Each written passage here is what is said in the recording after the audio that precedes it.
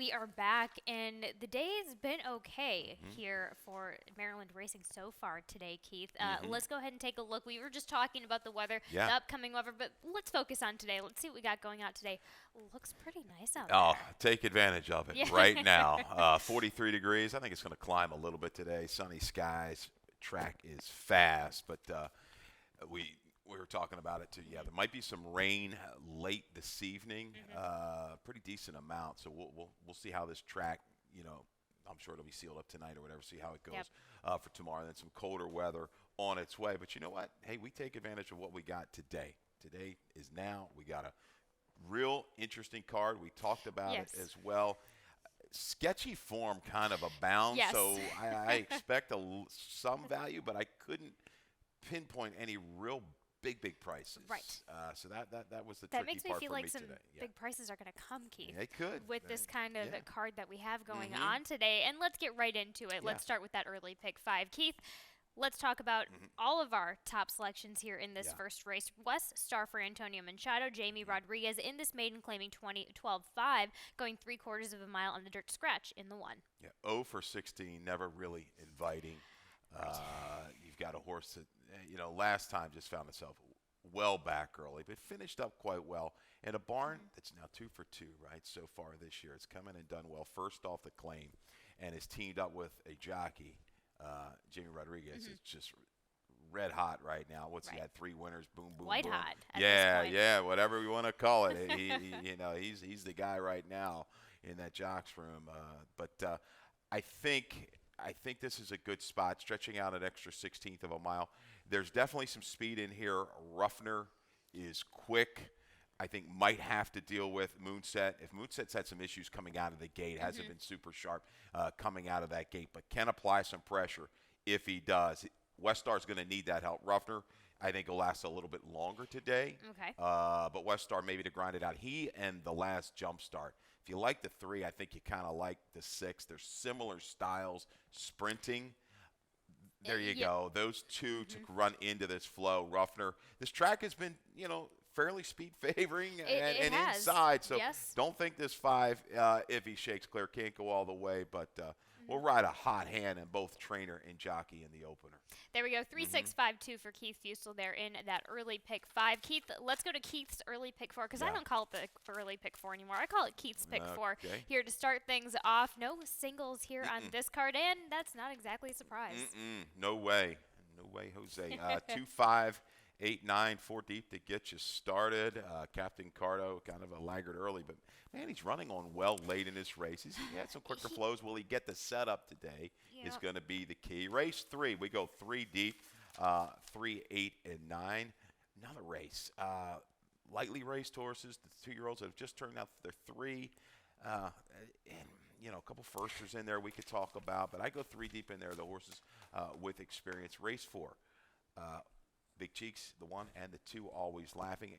And I didn't check late. I was running a little bit late today. If there was any scratches in there, that entry or rider changes, I'll get them from you. And Yep. race 5, we wrap it up. Another tricky race, but this ticket could have been off the charts. I go no easy days for Damon De Ludovico and the 6 Irish Warlock. A couple scratches out of there. Sponsored is out. Young Turk, the 5 is out. Cave I See You Later is also out of there in race number 5.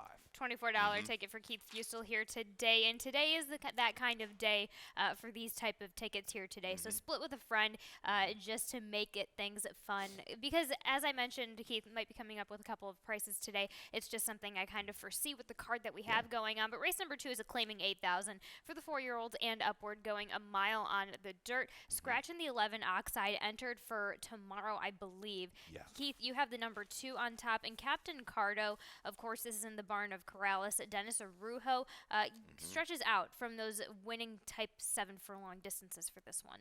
Yeah, Jose Corrales had a winner the other day with Sweet Heidelberg. We're giving that wide trip and just ground it out. Captain Cardo is a horse. He's going to be back early. He's been part of some races going 7/8 of a mile where that flow's been pretty good, quick up top. But I like the way he's finishing his race. He's just kind of doing his own thing and rolling late. Definitely proven at the 1-turn mile, a win with a couple placings, a couple shows. And I think looking at the consistency, 3 of his last 4 races and some of the form of these other horses, I'll take a Okay. shot here and wait. Might escape as an okay price here with Captain Cardo. I think the 9 Assembly Point, we have a video of this most recent race on December the 29th. This horse is coming back third after a 252-day break. In the barn now of David Howard, formerly Kieran, then Elliott Sullivan for its most recent race. But I thought Assembly Point could have been closer. You're going to see moving up this two horse in a pink cap mid-turn. Just kind of gets held up in traffic. I've got my short comment paused 3/8, which is midway on that turn for the one-turn mile, Mhm. up into the stretch. See them there, the two horses still kind of biding his time, but Yep. finds a little seam in between horses, makes a little run, flattens out late, oxide to maybe the better part of the track down inside. But Assembly Point with Everett back here. I know goes out of a condition claimer to an open 8. Looking at it, it's almost like a step sideways. He can get it done at this level. There's no doubt. Races on the go back work for him. Yeah, and especially with Assembly Point, you have to consider the fact that this horse has just been. You get the drop down here. I mean, at this level, staying consistent. David Howard has been warming up as well Hmm. with a new horse in the barn. First after the claim, 19%, Yeah. 3 for 16 as of lately, 7 for 16 in the money for David Howard with Assembly Point. Keith, you also have the number 5 Yeah. in Senate Chamber. Mikey Gorham, Raul Mena, big attractor here is that this horse can be a little bit on and off, but we get back down to a reasonable level here today. I think it all comes down maybe to the flow of this race, and Mike Gorham ready to kind of shake the late part of 2023, move Yep. into this new year and start kicking some tail. But yeah, Senate Chamber, good races on the go back at a route of ground. You're looking at who's kind of really there from a pace standpoint, maybe up against it. I think we'll enjoy the flow today, comfortable flow, Brasstown from the inside. But I just think third time in the barn, chased a really quick pace last time, just even. I think he'll have interest in this race when the real running develops. He'll be there top of the stretch and try to take it there for that long grind to the second wire. 2958 for Keith Fusel there at the first leg of his early pick 4. Race number 3 is a maiden claiming 20,000, going 3/4 of a mile on the dirt for the 3-year-olds. Keith, you have the number 9 on top. 3 captains. Let's go ahead and take a look back, not at last start, but the start before, back on the 16th of November. Yeah, and Mr. Agent wins this race. I liked him the other day. I don't know if he ran quite well, but I tell you what, 3 captains did run well here. Caught in between horses early and just dead game to the finish. I'll give him a pass. I'm a little worried about this quick drop down to the 20 because showing this ability this particular day, the willingness. But that 17th of December, I thought that day the track was quirky. I'm going to forgive bad efforts for horses that I think have some ability. This guy going back, a little bit of an attack move here. Good spot outside. Lasix going on. That was a good angle. I think we ran a hammy stat with that with the 3-year-olds I last believe you week. did. But yeah, 3 captains should be within the race. I don't know if he's quite as quick as maybe kickstarting us early will send. Even a horse from the rail, Cho out of a fast race, broke slow, rushed up into that flow into a runaway winner at Parks. Yep. But I think he can get a good stalking trip out here. Let's hope that the track is fair and he can make a move into it. Better track here today for Keith Fusel's selection and 3 captains for Hamby Smith. He goes 8-3-1 underneath in that maiden 20. Yeah, I think you got to respect Ness here. First, Lasix, third off of a break, which is always a high percentage. Chased a Brittany runner coming out, I think, maybe on the drop in Point Doom. Couldn't affect that one, but will be in the race. We talked about that one as well. Early on in his career, faced some fast horses at 2. Yahoo Omar being one of those. Had to have him. The 3 does interest me a little bit for Duarte. Second start has been big, year in and year out. They don't run a slew of horses, but that stat has stayed consistent. Horses out of that race have come back to run well. El Divino Nino won the other day. I think this one, outside to inside, was against the grain in debut. Will stay around a lot longer. Another one's going to be poised to pounce, I think, mid-turn. And there we have it for Keith Fusel there in that maiden 20. Race number 4 starts our Rainbow Pick 6, just laying out. Also, I don't have a cheat ticket either. I think I got lucky in race number 9 just to pick a single because, as I mentioned, a bit of a casserole against the wall situation, as Keith and I talked about. But race number 8 is the race I'm looking most forward to because it's so competitive. Because you have have some horses who have some great form coming into this kind of uncontested, first, second, third time against winners race, and it's going to be a nice little bit of a separator race there in race number 8. Race number 6, of course, our jackpot super high 5.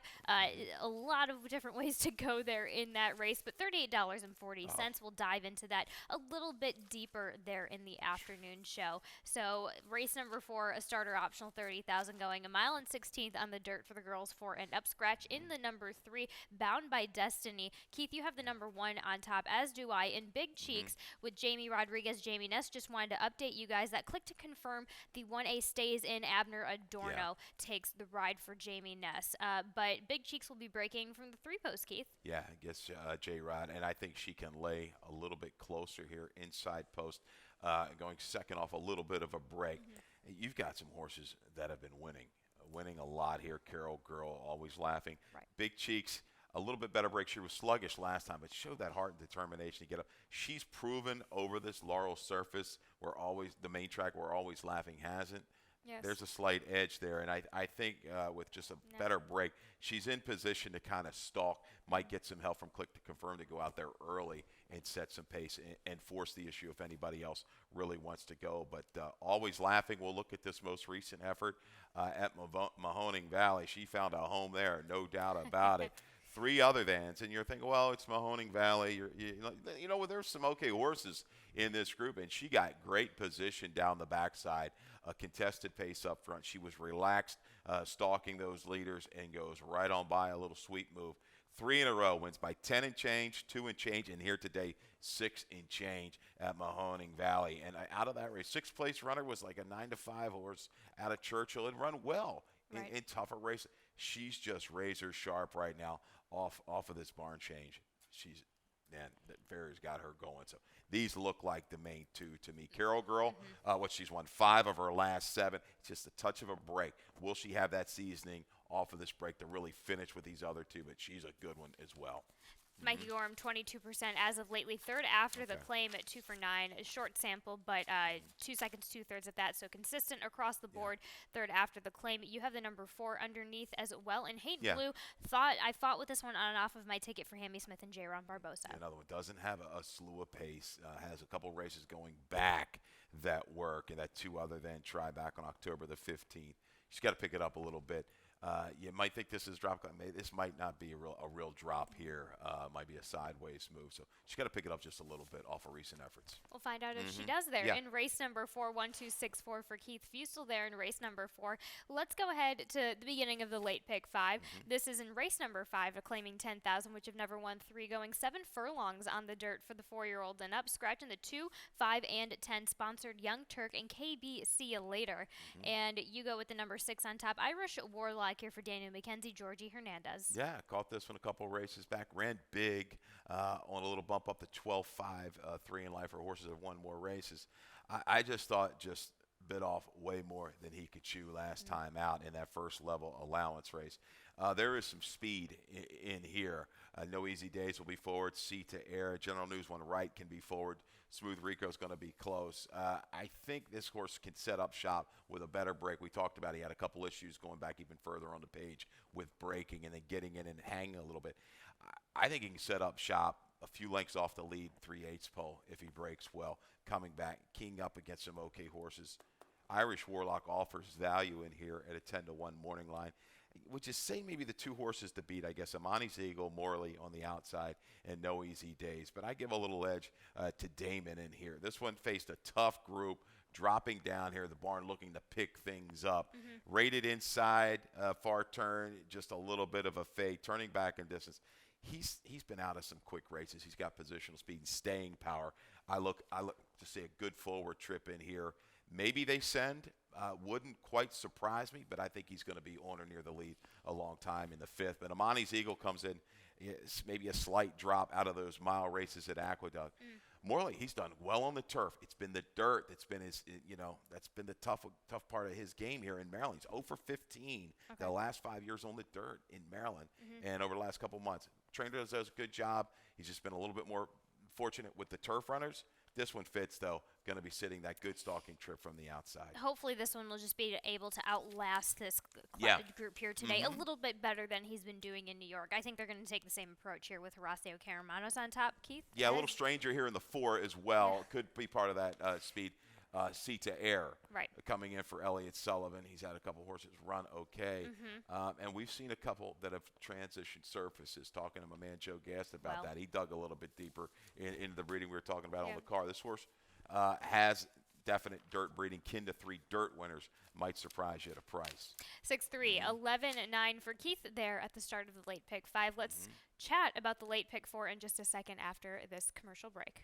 Thoroughbred Racing is taking vital steps to make our sports safer. These include the use of independent veterinarians, strict anti-doping and medication controls, and a single national authority empowered to create uniform standards and enforce reforms. With each step, more data is gathered, accountability demanded, and progress made as safety takes the lead. Visit ntra.com/safety for more. I mentioned it was the late pick 4, and it's also the Jackpot Super High 5, and this is certainly a Jackpot Super High 5 race, Keith, in this claiming 10,000, which have never won to a mile on the dirt for the 4-year-olds and up. Scratching the 2 Prince Fire, scratching the 14 Twixter, the 13 He Rolls runs. Yeah. Keith, I expected us to be a little bit more divided on this race. I did too. I'm a little surprised we landed on the top, the same horse, the 9 on top, strong finish. And as I'll say for the 100th time, when I give you my picks, it's a box early. I'll tell you who to play. If there's anything in there, 4, 5, 6 to 1 or higher, you play a couple bucks to win. That's the strategy. That's how you use these. Because I tell people, I can't adjust from here. If this track starts playing inside speed or something like that, and I've got some horses on it, that puts me dead against it. So I don't have a chance to adjust. So there's what we got. This 9. You're looking at the breeding on strong finish. I just think it's more of a sprinty lean when I dug into it on the bottom side. But the fact that this horse overcame a little adversity has shown okay improvement on the dirt, caught wide, willing, jolly by golly, runaway winner. I just think he's got the perfect running style to get into position by the top of the stretch. That last quarter of a mile, all bets maybe are completely off. But he was grinding it out. He was very willing his last 2. Sustenance is stretched out. So why not take a little shot here on strong finish to get in poke? Because you're looking at a race with speed. I think Landon Jack just runs away from him early. I think he's questionable maybe at the mile distance. He Rolls is going to chase. Duckpins has got a little bit of speed. Great call. Got chewed up in a very demanding pace. They take the blinkers off of this one. Maybe that's your angle there. The blinkers off has been a good move for Madison Myers. Do you see Yomar kind of getting Poe early and then rating back off of those other speeds to try to make another move by the time they hit the lane? That's kind of the forced position being on the inside post. So he's going to, and depending, of course, as you mentioned, we're going to be having sharp speed on the outside. So it makes it a tough call, honestly, because Yomar is going to have to really get to get up there and just try and play games with them on the front end. So we'll see. It's worked for him going around 2 turns. He's been able to do it on the 1 turn, clearly 2 back. So we'll see how it is. But I think on top of it with this one as well, they took the blinkers off maybe to open things up, and maybe, hey, once he sees other horses coming at him, he'll get a little bit more encouraged by that. Yeah. He rode the wave of the racetrack for that win on the 9th. He was inside. That was the best part of the track. Marilyn Moon, though, came back, won, and that was just much too fast last time. I do think, showing what he did a few races back at the 2 turns, how you mentioned, he sat just off of it and was able to move into it and finish. You'll see that kind of trip today with those other outside speeds going. Bo Ruff, his best race was at the 1 turn mile, and that's when B West is a 2 in life. I think that horse might have had multiple wins at that time as a 3-year-old. So why not out of that same race as our top selection? No, he wasn't. He was out of the substance. I'm sorry. He ran against strong finish 2 races back. My bad. But he was willing to the wire last time. So I think that race is going to set him up well. Federal Offense, 1 for 19. Has got buyers on the page that certainly will win this race. But that 1 for 19 bothers me. I think he makes an early move into it. again, it's going to be the grind factor. Can he keep going Who can? through that last quarter, 5/16 of a mile? But he'll make an impact. I definitely believe mid-turn into the lane. There are there are a handful of horses that are going to make an impact, so it's just a matter of selecting who's going to outlast the other there for the speed here in this race, and depending on how that racetrack plays, we'll have a better idea around race number 6. So there we have it, 9:10, 5:3 for Keith there in race number 6. Race number 7 is a maiden claiming 45, 7 furlongs on the dirt for these straight-year-old, 3-year-old fillies. Keith, let's talk about Shining Spirit for Mikey Gorham, Ralamena, your top selection here today. I'm on Gorham. Let's roll. Let's start 2024 off in Yeah. a good way. Shining Spirit, Mike Gorham, last 3 years in the dirt, 4 for 13, 31% with the 3-year-olds. Okay, first-time Blakers. ROI, it's a good one of $5. I thought after a pretty good debut at Delaware Park, came back and had trouble at Laurel. 3-1 against CC Royal, horse we're going to see today, a runaway winner. But she ran quite well. Broke a step slow, steadied into the turn, made a little run, and then churned on. I think out to 7/8 with the blinkers on, showing the speed that we saw in debut. Let's get her going early. I think she's got staying power looking at this breeding. 7/8 is a good fit for the 2. Shining Spirit offers a little bit of value in race 7. Independence Way, you've got this one in the mix. This one, another one. Got bet down 2-1 in a 9-horse field for Brittany Russell, Sycamore Thoroughbreds. Mare won early. Kindle, really good horse. Easy action. 98 most recently at Churchill. It was second in the start in Ascot. They expected a lot more in debut, but things just really didn't go his way. He was down inside under a rating hold, had to wait a little bit around the turn. Then he kind of shy from the rail upper stretch. It just didn't bring it. Lasix going on second start. I think we'll see improvement out of this one. We got videos of what I think 2 or 3 of the horses come out of the same race, right? We'll show that. A little bit of bumper action Yes. between the 1, 3, and 5 in this race coming Yes. out from last time out. Yeah, Concrete Phase, Amy Symphony out of the gate. Sandwich time. Yes, there it goes. And they both got a good bit of trouble. Maybe Amy Symphony got the worst of it, just sandwiched back to last out of the gate. But I thought, all in all, these horses did finish okay. And then you've got KK Pop to add to the equation. Now watch this with KK Pop Yeah, lower. the 2-horse right there. Getting saucy. She, Saucy chestnut filly. Yeah, she didn't want any parts of being kind of taking any kind of restraint, rating hold through the backstretch, past the half, into the turn. But you get to this finish, Dwelling Legacy was able to back them up. That was the other Brittany Russell horse. 24 opening quarter, 48-3. Pedestrian-like, had plenty left. KK Pop, valiant to the wire, but just too much to make up. Even look at the other ones. Down inside the 3 and the 4, Yep. Schoenthal and Trombetta's horse is very willing, despite the adversity and the slow flow. I definitely, that's why I have them underneath as well, and I like how KK Pop still she was trying, but I think she's just a bit too one pace to be able to be in that type of situation at all, which is why kind of through all that, Sheldon still tried to push her going up front. So there we have it. Okay. Interesting, maiden claiming 45 there. Keith goes 2-6-5-1 there for Mikey Gorham in race number 7. Race number 8. Biggest highlight of the day today for me, allowance optional 62.5 going a 1-turn mile on the dirt for the 3-year-old fillies. Keith, all of us have the number 3 CC Royal. Let's take a look at that last effort out from Hammy Smith starting. Yeah, everything went together. 23-1 in debut. Discreet Ops ran huge that day. I thought we might even see a little bit more out of that debut from CC Royal, but man, did she put it together in a real good way here second out. Was able to kind of prompt the pace, and it was decent, 22-4, 46-4. It's this last 3/16 of a mile. I know I dug a little bit reading flatter topside. Yeah, can handle that ground to ground. A little bit sprinty lean bottom side, but this finish and her physical makeup make me think the setup here going out to the mile is going to work. Lasix going on for Hammy. Sprint to route has been year in and year out a good angle for his runners. So CC Royal, she's going to have to work. Sheila's War Cloud is going to be out there, a presence. She's done absolutely nothing wrong. Correct. Justin Nixon's done a great job with her.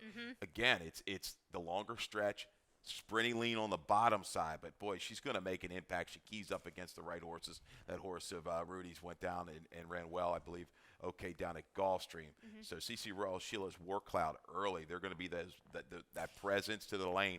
Then we're going to have to worry about these ralliers Perfectly Wicked set up, has plenty of stamina built up off of those routes. 3 consecutive and a race coming off the synthetic against a big field. Went back and keyed up some of those horses over her last 2 races. They work. She's going to bring that finish. She may have the best finishing kick if things keyed up on that front end. And there we have it. 3-1-5-8 there in race number 8. And let's wrap things up here in our finale on Friday. Race number 9 is a maiden claiming 12.5, going 1 mile and 16th on the dirt for the straight 3-year-old fillies. Keith, let's talk about next girl, your top selection. 7-5 morning line for Robbie Bales and Jean Brasino. Yeah, Fleet and Fancy bottom side. That's what I kind of looked at. There's not a lot to go on in the 9th. Right. So between the 1 and the 2, the horses that maybe have shown, the best dirt form of all, I give a lean. Something bothered her last time going to the turn. She shied. She dropped back, lost any kind of real attention. But it's a 2-back try. She keys up against Go Sherry Go, who won by a pole, riding the wave the other day, but looked good doing it. I think out of faster internal races, just a break and some focus with this inner post going 1 mile 16th. She's the one to beat to me. I know RB's big moment ran well. Adding Lasix today. Maybe next girl does not have Lasix, but correct? You can check on that because I didn't get the final. Yes, first time Lasix. Yeah. For What RB's about the big 1? Moment. The 1, also first time Lasix as well. I missed that on the early. And as of lately, the the past 9 starters for Robbie Bales, 0 for 9, but a second and 3/3 with first time Lasix for Robbie Bales as of recently. Yeah, they're the 2 to beat. If you're looking for the stranger, to me it's the 4. Just the turf to dirt angle. Sure. You're in good for Ferris. Big drop. I thought about it. Yeah, there you go. Yep. Perturb. There we have it. 1-2-4-7 for Keith Fustel there in our Friday finale. Let's get to the lightning round. Let's dive in a little bit deeper. Keith, your best bet of the day is actually going to be what we just discussed back in race number 9. Actually, let's go to race 5, your value play. Okay. An Irish Warlock for Daniel McKenzie and Georgie Hernandez at, let's take a look at that. I think it was 10 to 1 morning I line. believe it was as well. I forgot to put that in. Yeah, 10 to As 1 I'm morning line. scrolling. Might come down a little bit. A couple scratches in there. Sure. Again, just I think overmatched in that first level allowance last time out. 7/8 works for this runner. I think with any kind of break, we'll get good position. I would like if he's more than 2-3 out of it past the 5/16 pole mid turn, I'm going to be concerned. I think he can move into the flow from there and get it done at a price knock on the door. Irish Warlock, best bet of the day. Yeah, last race of the day. Maybe a little bailout special. Won't be a huge price. Next girl for Rob, we talked about it first, Lasix. Okay. Major issue going into the turn last time, but bred to handle a route of ground, definitely on that bottom side. Another horse that did route of ground pretty well, but has been doing well route of ground, is Takayo, who won a couple of races, just won his second try at the turf when he was in Maryland, but the Diana Beach ended up taking the front lead as far as, early fractions of 22 and 4 and 45 and 4, but was able to handle things pretty well, Keith. Yeah, this one ran big the time before. I happened to be at the Greenmount Station that day watching that race at a big price, and I used it off of the race that it ran here at Laurel. Got caught up in a battle. That was what I was talking about. Yeah, those quick internals, that race, yes, right. that race. And it just faded a little bit late, but I love the effort that day and was able to take advantage of things in its most recent try to get it done in that stakes. And that was it. Georgie kind of took advantage of the situation and kind of just totally walked the dog. 25-2 in the opening half, and then 50-1, just getting a little bit of pressure, but easy peasy lemon squeezy on the turf there for Takayo. Good things to come from the rest of those connections, and best of luck to them. And from our connections, Dave Rodman is going to give us some more changes and scratches. All right, good luck, everybody.